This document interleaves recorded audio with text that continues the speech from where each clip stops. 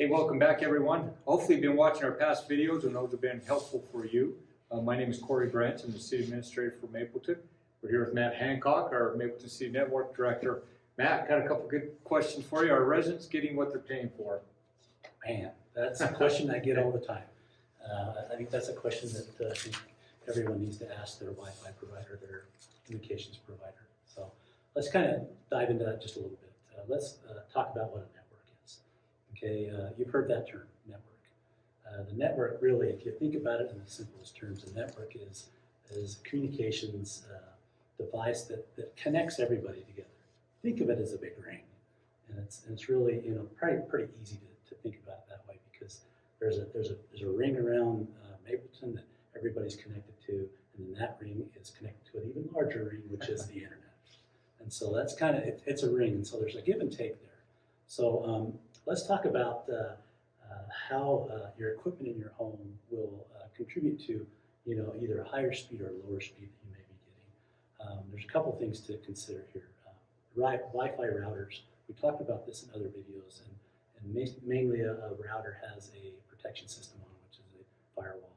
Inside this firewall, there is settings, and you can turn all these settings on to protect you against just about everything that's out there on the raw internet.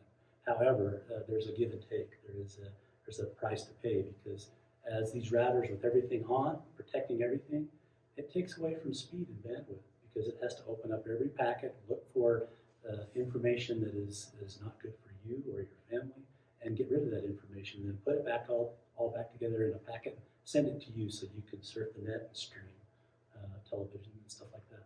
Another thing that may affect speeds that you have purchased from Mapleton, and that is your Wi-Fi system. A lot of times if you have a lower level Wi-Fi in the 4 and the 5 range, those speeds aren't quite as fast as the new Wi-Fi 6.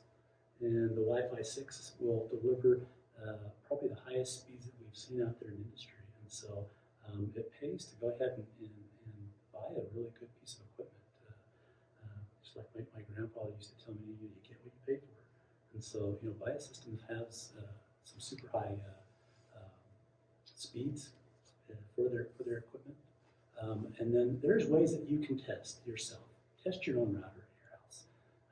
We have a speed test server that is running here at Mapleton, and it is out there on the raw internet. It is mcn.speedtest.net, and you can get to that router, that speed test, and test your system between your house and our network operations center. That will give you a true, real speed test of how fast your network is.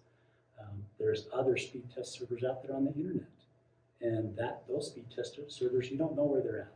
They could be in California, they could be in China, who knows where they're at. And when you do speed test servers that are way outside of the range of where you know where they're at, remember I talked about that big ring. If you're over here in China testing against this speed server and you're sitting in your house testing, the weakest link is going to be how fast you are. If their server is really slow and yours is really fast, you're going to be slow speeds. If you connect to a high-speed server, into Mapleton's high-speed server, you're going to get super high speeds from those servers. So look for that speed test server. It's also on ookla.com, and it's a public server that we have set up just for our system. Great insight, Matt. Thanks for your help. We look forward to the next video.